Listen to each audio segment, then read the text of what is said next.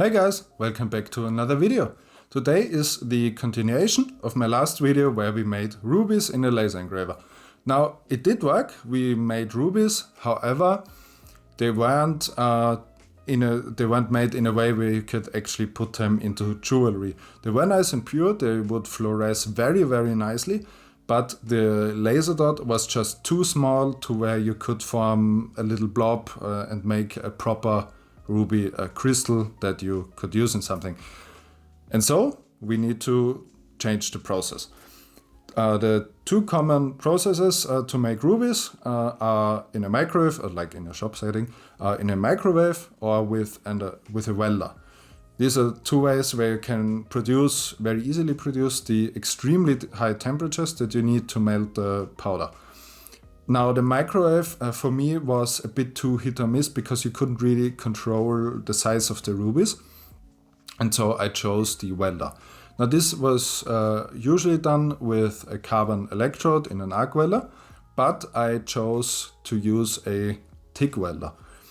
With the TIG welder we have a much cleaner arc. We have our argon shielding gas to shield it from any impurities. And we have much better control over the arc, and we can use it to shape our rubies. Because an issue with all of these processes is the rubies are very porous, and so you kind of need to form them or melt them into the shape that you want to use in the end. And the welder for this is what I think the best option. So now let's hop into the workshop and see how this all works. So here we are in the shop. And now let's have a look at our current setup that's going to produce us our rubies. First of all, we have a graphite sort of mold. This is important that it's made out of graphite. First of all, it needs to withstand the extreme temperatures of melting this over 2000 degrees. And second of all, we need it to be conductive because we're going to use a TIG welder. And we need to strike an arc between the TIG welder and the graphite so that we can melt the powder. And for this it just needs to be conductive. This is sitting on my little welding table here. And then we have our ruby mixture. This is the same as before. It's just it's 1% chromium oxide and the rest is white aluminium oxide. For me it is a very slight green color. I think I'm actually a bit under 1%, simply because for me it has produced much better looking rubies. I did in a lot of other videos the powder seemed to be very dark green, and I did mix mine to look similar, but the rubies it made were extremely dark, which is, they are kind of cool looking, but they're not fluorescing, so it's just way too much. For me this very slight color seems to be working the best.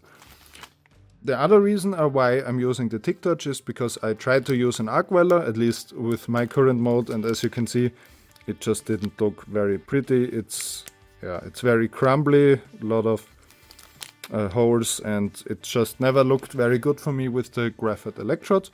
So we are using this. Now that everything is ready, we can start preparing our mold. For this, I like to work in a sort of two-stage process. I'm going to first fill up this small divot here, the small mold, and compress the powder in. That way, at the end, we will get sort of a sheet of ruby. It won't look pretty yet, but it will be a sheet of mostly ruby and a little bit of powder that's left on the bottom. What that allows us to do is that the sheet is still pretty thin and crumbly, and we can break it into tiny little pieces.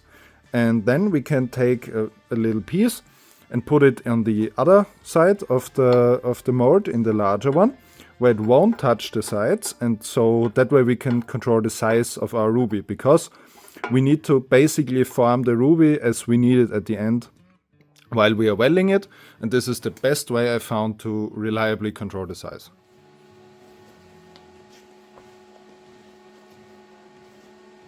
So let's fire it up.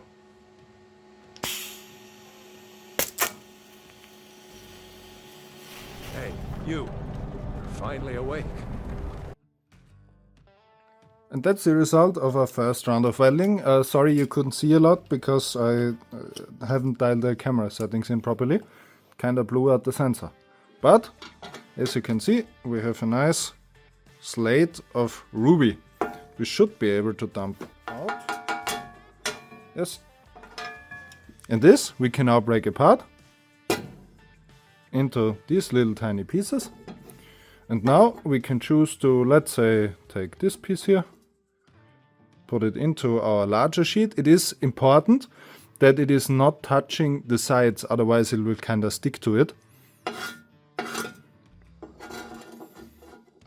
And now we can make our first little tiny ruby.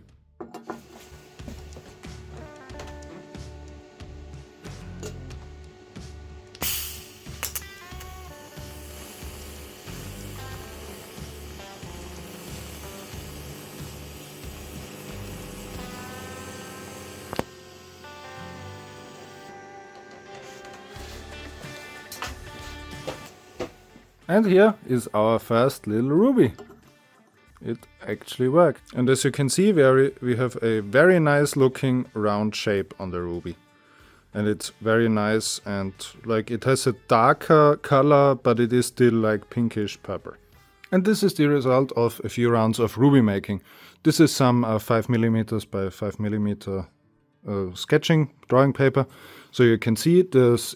They have a pretty good size, and they have a size where it's feasible to use them in jewelry.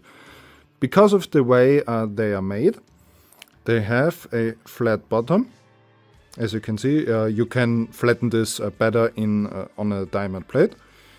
And they are very nice and round on top. Some more, some less, but you know, after a few tries you will get the hang of it, and you can make like really nice round ones like this, for example. And that means you can use them you can set them in a piece of jewelry normally, and they should look pretty nice. They will fluoresce red, which is a very nice effect on these rubies. And I think that this is a really cool little project. Yeah, and here we are at the end again. I'm very happy with the results. The TIG welder gave us very, very nice control over the arc, and we could very easily shape the rubies. It is obviously more expensive option because TIG welders are more expensive, the argon is more expensive. However, if you really plan to make these in any sort of quantity and not just as a little project or proof of concept like I did in the laser engraver, a TIG welder definitely is the way to go. The rubies we made here can very easily be ground flat on the bottom and put into jewelry without any sort of issues, as long as you're happy with your ruby mixture, which takes a bit of time. That was already it for this video. I hope you liked it. I hope you learned something. If you did, then consider subscribing or giving the video a like, and then I will see you on the next one. Bye bye.